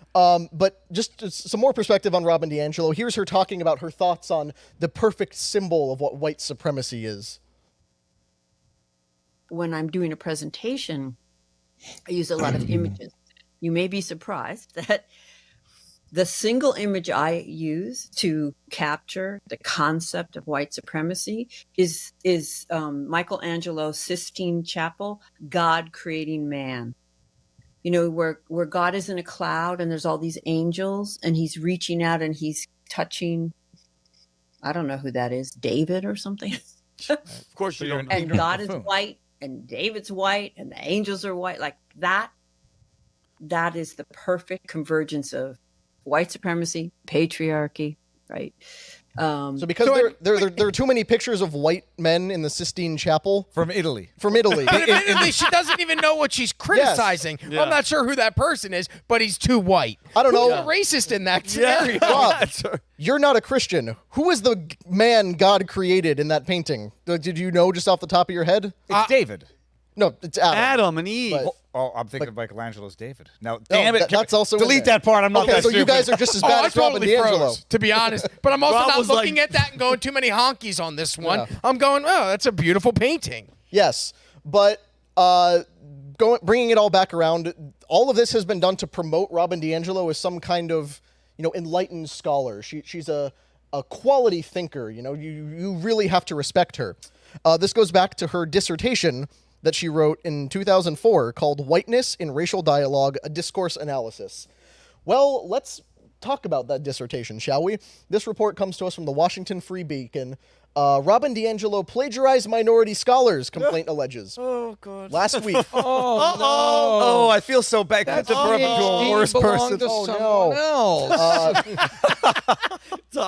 Last week, a complaint was filed with the University of Washington alleging that in that very dissertation that she used to get her PhD, that's about as valid as Doctor of Education Jill Biden's, she plagiarized other scholars, some of them minorities. To quote from the report, in an accountability statement on her website, which makes repeated reference to her PhD, DiAngelo tells fellow white people that they should, quote, always cite and give credit to the work of BIPOC people who have informed your thinking. Oh, my goodness. So, what's BIPOC again? Black Indigenous people of color. Got it. Thank you. So, hypocrisy of the highest order, because she has actually stolen from the writing. We have the comparison that the Free Beacon did. So this white woman that is just everything is racist and black and white and black and white. She's stealing from minorities. Yes, borrowing. Borrowing. She's even plagiarized O.J. Simpson. She said, "I didn't do it." Yeah, if we throw up this textual analysis here, can you show this? It's too small for you guys to read it. But all the highlighted sections on the left hand side is the original source. The right-hand side is what DiAngelo wrote. Everything highlighted is something she ripped off. Wow. So she's the same white devil she criticizes. Yes, exactly. White devil. Now, part of why I think she got away with this is because the two minority scholars that she ripped off were Asian. She did not steal from black people. She stole from Asians. And as we know, Asians are just white adjacent. They're white adjacent. They're the model minority that no one ever gives credit to. Yet still a minority. Asians benefit from white privilege as well. Everybody knows that. So she did all of this. It's reminiscent of Claudine Gay, remember, from Harvard, who they dug through all her stuff. Turns out she plagiarized. And part of the problem is that there's one thought in anti-racism scholarship, and it's white people are bad, black people are victims, which makes them good. And there's only so many ways you can say that. As a writer who covers news every day, I'll read 6 different news sources, and then trying to find out how to restate those same facts without plagiarizing is difficult. So when you built a whole scholarly academic field of study around one point, and everything you ever written is just trying to argue that same point over and over again, eventually there's going to be some overlap. She decided to take it a step further and just copy-paste, essentially. So do we get our money back for buying the White Fragility book? Because that's probably plagiarized. Unfortunately not. I want my money back. This is just like fake earnings reports, and there's an old phrase that's out there. When you build a house of cards, you better remember it's just cards. Wow, good point. Yeah. Because there's going to be that one moment where somebody says, 3 quarters ago you said this, and then that's the ace of spades. One ace of spades on the bottom, you pull it, and the whole thing comes down. What are you going to say, Dave? Oh, I was going to say, if she gets very defensive about this, that'll be an indication of her white fragility. But I did have to fact check, and you're right, actually. Michelangelo's creation of Adam and the Sistine. Damn it. It's okay. You're still a good person. You're still a good person. Yeah, that's totally fine. But this is, going back. So many of the race grifters that made all their money in 2020 are now falling apart. This was a report I wrote several months ago, maybe almost a year ago. Boston University conducts inquiry into Ibram X. Kendi's anti-racism center after mass layoff. Basically, they gave him a multi-million-dollar grant to do research on police brutality and racial inequalities. They produced no meaningful findings, laid off half the staff. Seems like they just took the money and chose to do nothing. Oh my God, sounds like that weird thing, the BLM thing, where she Who was the guy we had on the podcast? Roland Fryer. Roland Fryer. Right. I love that guy. Roland figured out. Also did research and presented it and said, "Hey guys, there's no difference. Cops just mess up and they like, kill everybody. Don't cops, bring that in here." Yeah. Literally got death threats for reporting that minorities were not more likely to be the victims of violent crimes at the hands of police than any other. It was across the board. Ethnicity. And then people are like, "Oh, we disagree with that. You should die." Yeah, Rob. What do you mean? Black professors went up to him, Tom, and they're like, "Hey, man, you can't put this out." And he's like, Why? I freaking had he went through it and had a bunch of other people do the stats. And thanks to the lawsuit, we know all the facts of this case that have been exposed through depositions. We also saw the way the news media reported it. Ladies and gentlemen, the 2024 election polling. It's the same thing. If it doesn't fit the narrative, they're going to step on it or they're going to attack the pollster. Or, oh, Rasmussen, you're sold out to Trump. No.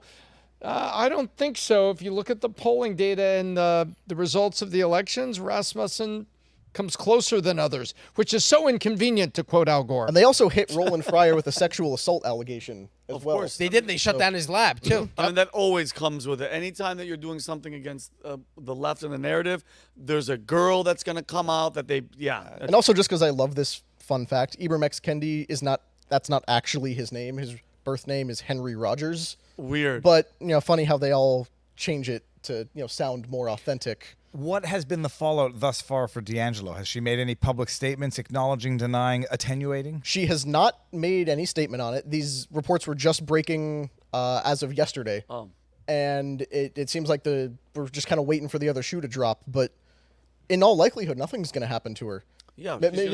She'll get invited to fewer speaking engagements, maybe. But she was just one example of the ideology that is now being taught in every major corporation, every institution of higher learning. This was basically a textbook for the anti-racism. Washington. She'll get, for sure. But you know what's going to happen for her statement? She'll go on ChatGPT and be like, what should I say? Where can people go to actually do the comparison? Because one of the things with, not to give Claudine Gay any benefit of the doubt that she doesn't deserve, some of the so-called plagiarism was sort of like turnings of phrases, things that I wouldn't think are proprietary. That, on the other hand, from what we saw, looked like full paragraphs. Yeah, so all of this is on the Washington Free Beacon's website. Humberto will drop that link in the chat for you guys at home if you'd like to read about it. They actually do a lot of really good reporting on a variety of subjects, but this is their most recent one. And just to show how this whole thing is turning around, where it seems like we're almost backtracking on the hysteria from 2020 on the racial reckoning. Affirmative action was repealed a while back via the Supreme Court, where race-based college admissions are no longer allowed. MIT just put out its most recent breakdown of what's going on. We have this article from Bloomberg that kind of lays it out. The incoming class at MIT is 5% black, down from an average of 13% in pre-affirmative action. Can we show this, Jeremy? Yes. Thank you. It's 11% Hispanic, down from 15%. Asians are actually up from 41% now at 47%, and white is unchanged at 37%. So the argument that repealing affirmative action was just going to benefit white people was largely false. Asian people were the ones who were mostly getting stepped on. So now that there's no longer race-based college admissions, as everyone expected, Asian students, everyone expected Asian students are shooting up, white people largely consistent, other groups are falling behind. And this is the thing they would tell you is a symptom of how white supremacist we all are. Well, that was the Yale lawsuit. The Yale lawsuit was brought by a set of Asian families that were correctly pointing out that they were being, biased against in the numbers, and they brought that lawsuit against Yale. That lawsuit subsequently didn't go to precedent. Remember, it was settled or truncated or dropped, but it was real. Under diligence, the stuff that came out that was publicly available, Yale did exactly. And Yale got up to the altar, made a move. They would neither confirm or deny anything in the order. The parties have agreed to walk their separate ways. Those legal settlements. That's saying nothing except, nowadays we all look at it, oh, so you're guilty. Yeah, exactly. No, everyone knew there was penalizing of Asian students to the point where I've got Asian members of my family. Like it was actual legit considerations when applying for university because there was no benefit to disclosing that racial identity. There was only being penalized for it. But it's interesting. I mean, it shows you to some extent not I wouldn't say the racial disparities, but I'd look to the cause of the problem of why it is that the black population of admissions go down, Latino go down. It has to do with schooling, and it has to do with communities at a lower level, and you can't prop that up at a higher level by falsifying standards. But what you can do is you can accept them as freshmen, let them get student loans, and let them drop out with greater amounts of debt. But nobody wants to talk about that part. Yeah, weird. Con, you good? Yeah, so that's pretty much it. But like we're starting to see this whole thing is turning around, where a lot of these people who built their whole career on white fragility, anti-racism, these pseudosciences that are basically just exist to be racist, but under the cover of no, you can't be racist against white people, which is just an outright lie. People are hopefully starting to wake up to it, and the more we expose these people for the frauds that they are, the faster that'll happen. So, good riddance to see Robin DiAngelo fall from graces. May she never publish another book again. I'm going to Photoshop it, author fragility, and I'm going to put it out there with a link to the Washington Beacon. Denying that you have plagiarism fragility is one of the textbook symptoms of plagiarism fragility. Oh, someone's going to write a biography on her. It's going to be called White Plagiarism. White plagiarism. But notice how she had to throw in the term. She had to throw in the term patriarchy because even her, as a white person, she is still a victim to somebody else, the white man. Yeah. What a fraud. All right. As a white man, yeah, I apologize. If it wasn't for these damn laws, I'd be fine. Yeah, hold on. You're white and you're Jamaican. Let's not forget the... I'm just white, so I apologize on behalf of... Yeah. Apologize for nothing, Rob. Yeah, whatever. I'm a Syrian. Okay, guys, last My story. Grandparents are Canadian, so I'm extremely white, thank you. You owe the biggest apology then. That's right. And I'll say it, just despite what the internet says, I consider myself to be white as well. So. What does the internet consider you? The internet always says a thing about, the Jews, or the Jewish people will say, or some prominent Jews will say, as a white person, depending on the context, and then they'll say as a Jew, and depending on the other context, we wouldn't. Well, know I'm about Assyrian. My parents are obviously were Middle Eastern, but like when you fill out forms or whatever, it's Caucasian, this, what, white, other. I put other. Let them figure it out. Why the hell do I have to fit a freaking box? I have noticed the tendency, and it's quite irritating when, like, the Jennifer Rubins of the world, they'll say, as a white person in one tweet, and then say as a Jew in another when they want to take diametrically opposing positions on issues of race. But when they're coming around for the reparations checks, every white-passing Jewish person suddenly decides they're a different ethnic category and can't be held responsible. All right, guys. Oh, yes, I'm instantly Aboriginal. Are you kidding me? If Canada's handing out the checks, we're Aboriginal. Yeah, go back. All right, guys, last story. David. Yeah, this is it. Pavel Durov, the founder and CEO of Telegram, was what they're called arrested, detained, whatever. Long story short, he's with the police and he's not free. What the hell's going on? Well, which camera do I look in here? What You're was it looking we at said the one on the before? Kamala is dumber than Joe Biden was demented. Stay the hell out of France, people, because it's no longer a country that you can rely on the court system to treat you fairly or equally. Okay. Pavel Durov, born in Russia, the CEO, founder of Telegram, lesser known, but everybody who knows the story knows this. He also founded another company. It was called DK something or other. It was colloquially known as the Russia version of Facebook. Got you. And so he started his business in Russia. At one point, this company, which was like helping people organize protests and stuff like that, the Russian government took an interest in it, wanted him to censor accounts. He didn't like that. He sold his interest in the company for a massive amount of money and then left. Yes. Didn't feel safe in Russia, went to shop around in terms of where he'd start another business, founded Telegram, an encrypted messaging app, among other things. It hosts, it's a platform, it's a social It's like media. Signal and all that type of stuff. Yeah, I mean, I have an account. I don't use it very much, and I only used it to get information that was not readily available. And now you're never going to use it. No, I'll use it. I just don't use encrypted apps thinking anything's actually protected. Yeah. So he founded this encrypted app, Telegram. It's an encrypted messaging app, and government doesn't like encryption anymore. Of course. Going back to the Butler shooting of Trump when they had the congressional hearings afterwards, and I noticed it at the time, they were talking about how Crooks had encrypted, he was using encrypted apps. Yeah. And I'm like, oh, they're going to use this as a pretext to go after encrypted apps because they don't like it. When Pavel was shopping around, seeing where he's going to do business, he decided on the United Arab Emirates. Yes. Whenever he went to the U.S. recently in an interview he gave with Tucker about a month ago, he said how the FBI had tried to buy off his programmer from what they both thought was an attempt to buy in backdoor entry into Telegram so they can access data, user data, communication. Good old FBI, huh? No, well, they want access to the encrypted stuff. They'll say because they want to prevent drug trafficking, human trafficking, all this other stuff. Pretextual, some might say. Bottom line. He lands in France either to spend the night. There's rumors as to what he was doing there. Some say he was going to have dinner with Macron. Others say he was just going for a night in Paris on his way back to the UAE. And he gets arrested on Saturday.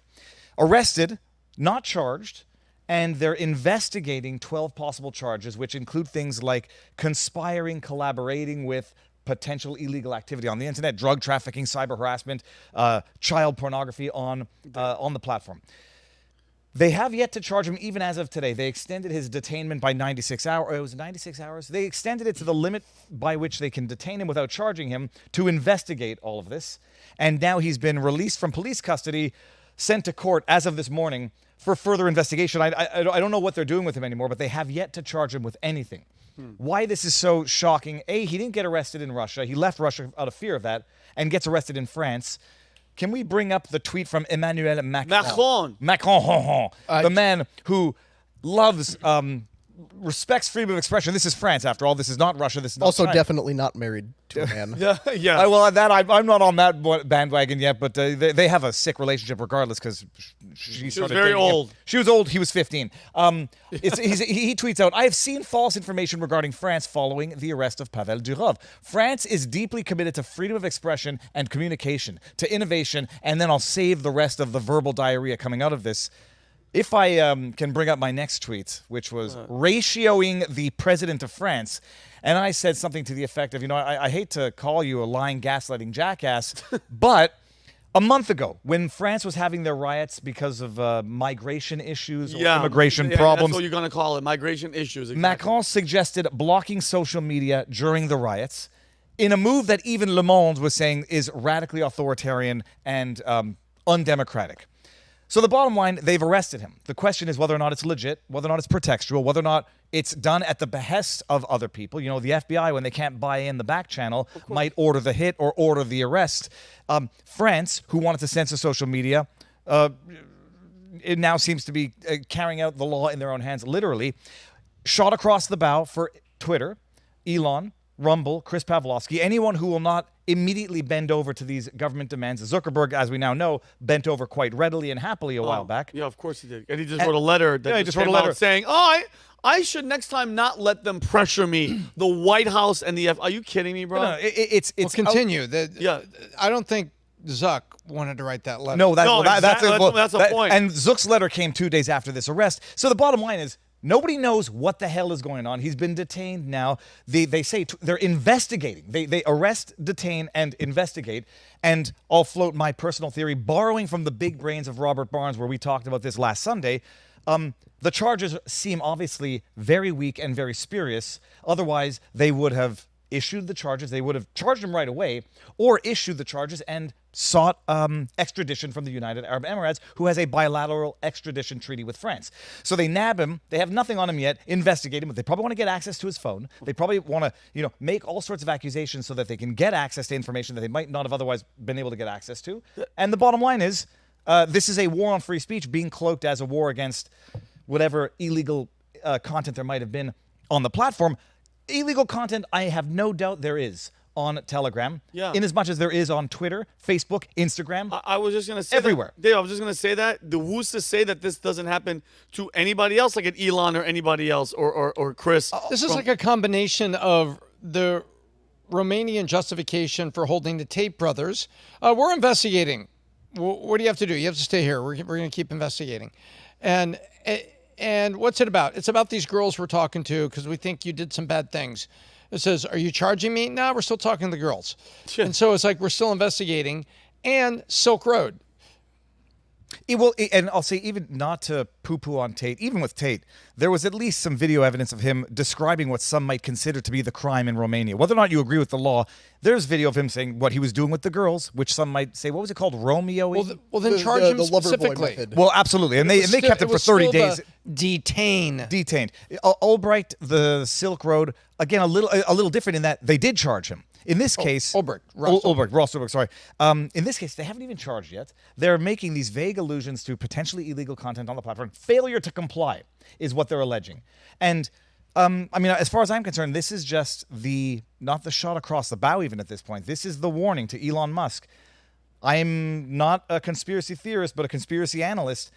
There is unlawful content on Twitter, and I don't know because I've seen it. I know because they've reported on it, and it was a big problem before Elon took it over. It's also a known fact that some intelligence agencies have a hand in either surveilling that or, arguably even worse, and this is going to look like a situation where if they don't like you, they'll plant it, then they'll accuse you of being complicit in it, then they'll arrest you, and then they will either back end their way into what you will not give them authorization to, or they'll lock you up for up to 20 years, apparently. And Bob, I'm going to go to you really quick. Because, by the way, when they're just holding you, Tom, with nothing, that's when, I forgot which lady it was, where she testified. She's like, the FBI told us that they were going to plant child pornography Cheryl on Atkinson. Atkinson on my husband's computer. He's screwed either way, because if the FBI or whoever has you, is it the FBI?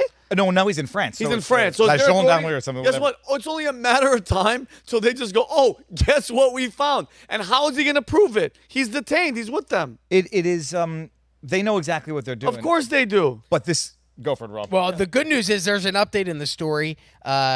He has been released from police custody in France. This happened reported by the New York Post at 11:49 this morning. Was released from police custody in France on Wednesday, then transferred to a court for questioning before a possible indictment. So check this out. This is crazy. So the French prosecutors say the 39-year-old tech tycoon who was in police custody for 96 hours, the maximum allowed under French law, was being transferred to a Paris court to face initial questioning and possible indictment. The judge will decide whether to place him under formal investigation following his arrest as part of a probe into organized crime on the messaging app. So they released him from jail to take him to court and then maybe try and put him back in jail. For further investigation, for possible indictment, if they had the information and it was legit and bona fide, it would have been released already, he would have been charged already, and they might have sought extradition. They don't have the goods on him, But they're going to produce, I bet you, if it's France, they're going to produce some goods. Unless he gives them the keys. Well, and that's it. So I was on a Twitter space last night, and there was one person floating the idea that he was being arrested for his own protection from others. The bottom line, it's an encrypted app, and he says, unless if you're investigating people and there's hard evidence, fine, but I'm not giving you backdoor access to the information, and that's what they want. This app has been used to organize support for Ukraine, protests against Russia. It has a political importance. But the idea that they're going to say, and just say, you haven't been collaborating with our investigation, to hold him criminally liable for the content on the platform of an encrypted app, it's a war on encryption. And what they're basically saying is, I made the analogy before before the show started. It's like going after a landlord for the illegal activity going on in the apartments that he's renting. Yes. Now, if he knows that he's complicit, fine. Otherwise, he's not going to give the police the keys to the door unless they have, warrants, probable cause, whatever. Yeah. What they're trying to do right now is basically either outlaw or totally control, nationalize. No secrets. The encrypted apps so that they can have them. And by the way, they've been using it for very naughty purposes during the Butler commission hearings. One of the lady there, Kimberly Cheadle, confirmed that she was using encrypted messaging app for their partners overseas. I mean, they're using it to commit the crimes, and they don't want the civilians to have their God-given right to privacy on the internet. What are you going to say, Rob? No, what's good for me is not good for ye. Is that the same? No. That's how they act. Rules for me, but not for thee. Yeah. Bottom line, it's encryption for me, but not for thee. And they know damn well what they do with it. We know what they do with it. And now they don't want citizens having the right to do it. And they're going after the CEOs of these companies, tech companies, up to 20 years in jail. And they haven't even charged them with jack squat. And the Zuckerberg thing, you don't get, everybody's like, oh, look he did a great thing. He came out and admitted to doing the wrong thing. You don't get a pat on the back when you admit to doing the wrong thing. Yeah. Now, you can look and go, hindsight's 2020. The fact of the matter is he worked in collusion with the White House to censor the American public, and there's a history of this censorship now, not just when it comes to misinformation, but just voices that shouldn't be heard. And if you're uncertain or unfamiliar, go listen to RFK Jr. on Tucker, where he talks about his account. They banned him from, Meta banned him from Instagram after having 1 million followers, citing misinformation, COVID vaccine, medical misinformation. But he goes, you can't prove to a single thing that I said that was misinformation. Yet they just, okay, we don't want you to talk. We'll find a way to not only shadow ban you, we'll block you, we'll demonetize you, and now we'll prosecute and punish you. And what the timing? I messaged Tom in the group chat. Look at the timing. Zuckerberg's letter came out on the same day that the Tucker RFK thing. Where RFK, if you haven't seen it, RFK goes in and goes, yep, look at all the stuff that they did to me. That very same day, Zuckerberg's letter comes out, and you nailed it. What you do, you're admitting for doing nefarious. Is it illegal? Is it illegal to do what you're doing? I mean, it's interference. It's cheating. Right? Do you want to be on the right? I think at the end of when it goes into the 2024 election, and not to tie it all back, but if you're looking at the 2024 election, do you want to be on the right side of things or the wrong side? And the more that I look at it, the people like Elon Musk and what they have done for free speech, the people like Tulsi Gabbard and what she has done for preserving the American way by serving as a United States Lieutenant Colonel. Yes, Army Reserve. When you look at RFK and his fight for the environment, and now his fight against vaccine injuries and helping prevent them, and now fighting for healthier food for kids. I look at all of these issues. Look at Trump fighting for a safer country. Do you want to be on the right side of things or the wrong side? And the more that I look at the people that are rallying around Trump and working with Trump and trying to put this America First agenda forward, I look at that and I go, I want to be on the right side. And I feel like these are the people that are on the right side this time. Appreciate this, by the way, in terms of that, and it goes to the censorship and then the accusation that all they have to do is say, this is illegal, take it down, Rumble, Chris Pavlovsky, Twitter, Elon Musk, and if you don't, complicit.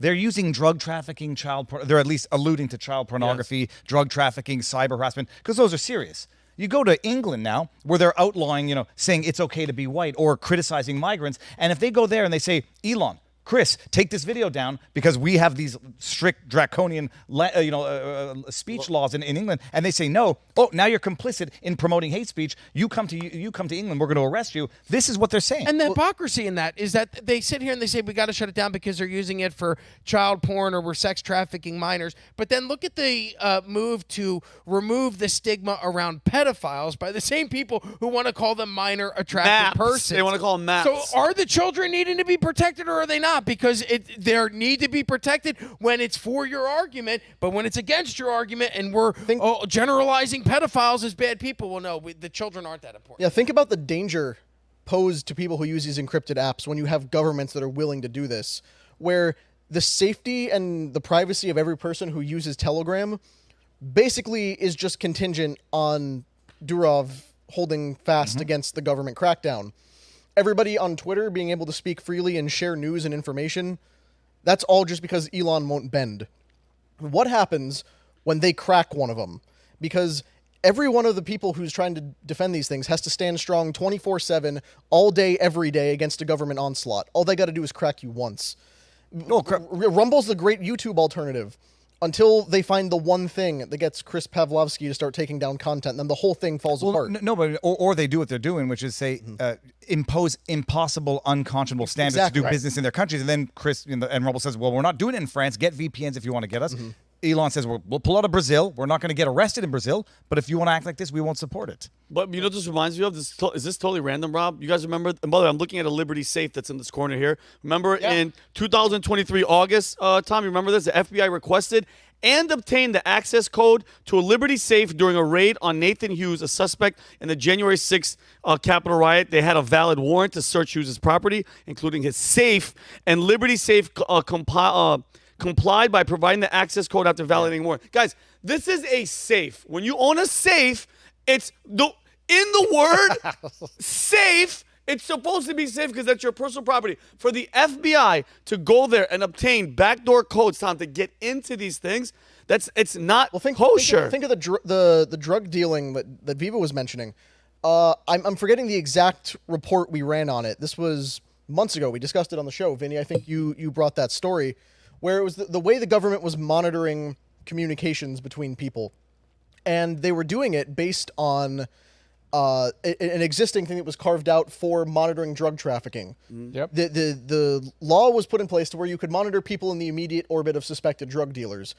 Under this legislation, they expanded it out to like 10 degrees of separation to where random people who had no connection to drug trafficking operations could be monitored. Yeah. Because someone they knew someone who knew someone who knew someone who knew a drug dealer one time. Yep. And I was like, okay, great. I guess we can go through all your texts and social media now. Well, if you're doing nothing wrong, you got nothing to hide. But But I don't want people watching everything. I'm being totally. Yeah, I know. But also to put all of this in context as well, this is in the same realm of the universe where I don't know if it was the Department of Justice, whomever got the warrant against former Twitter.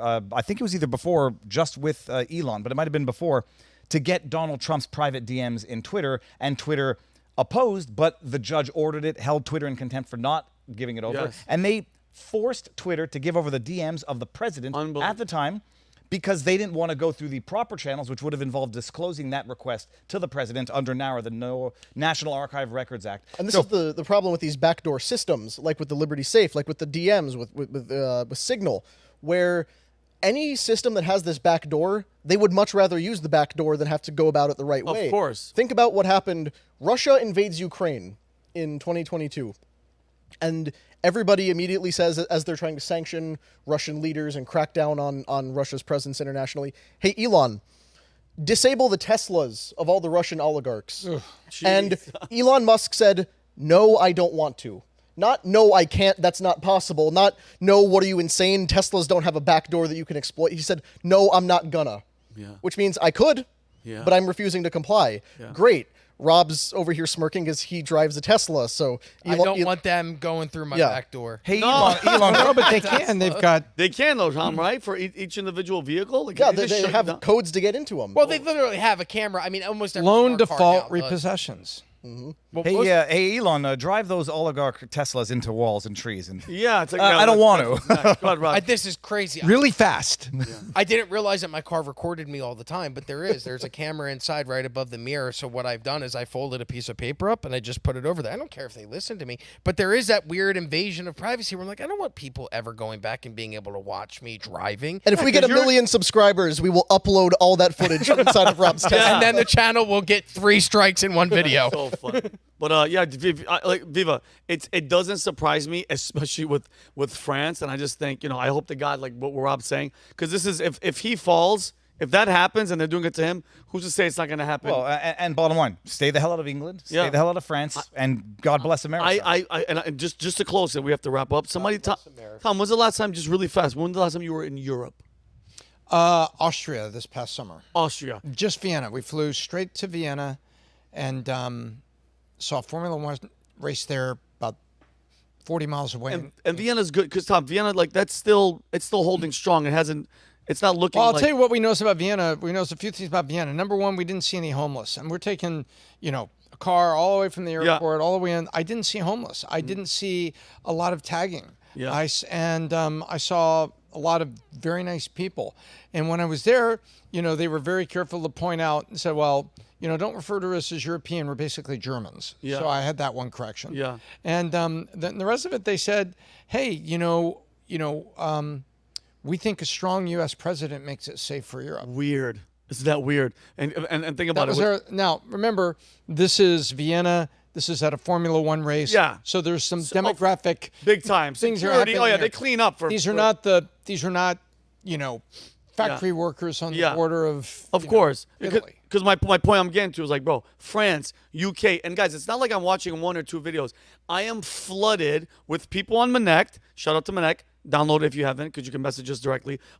People that are just like, dude, look at this. Look what we're dealing with. Look at the streets. Women can't walk. Rob, in the streets of France and England, and some guy from Leeds sent me something. It's like, guys, it's getting to that point. London is nuts. London, forget about it. My cousin just canceled his trip. He was going to go to London. He's like, I was going to bring the family. It's been planned for a year. Off the table, bro. He's like, we're just going to go to the beach.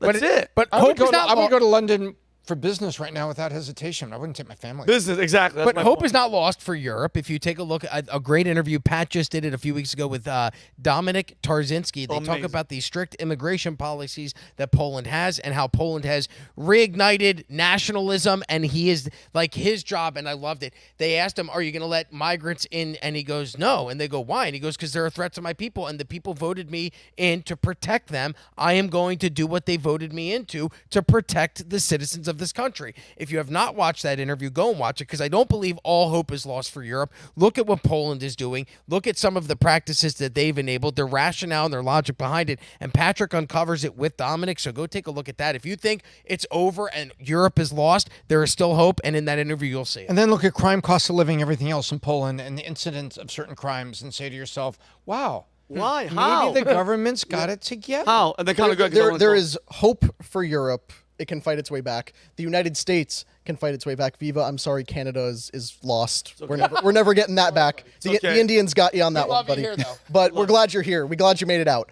But it requires, like happened in Poland, the reigniting of the nationalist spirit of this is my homeland, these are my people, we will defend what we have rather than just, oh, whatever, we'll just let in anybody. We'll open it up to whatever. Anybody else feel like we're getting that right now? Look at what came out last Friday with RFK joining Trump. I feel like we're back to that, and I feel like we're building from that, and that's why the Kamala bounce. I'm very interested to see the RFK Trump bounce and how the polls show. Oh, later. I can't wait! What a monumental moment and what a game changer to just nullify all the DNC, Beyonce, nothing in one fell swoop. But anyway, Tom, Connor, Rob, Dave, thank you guys so much. Alicia, Jake, I know Jeremy's in the back, and to everybody at home, thank you so much. Every week I say it, I can't express with words how much I appreciate you guys. If you haven't subscribed, take a second, guys. Click on the link below.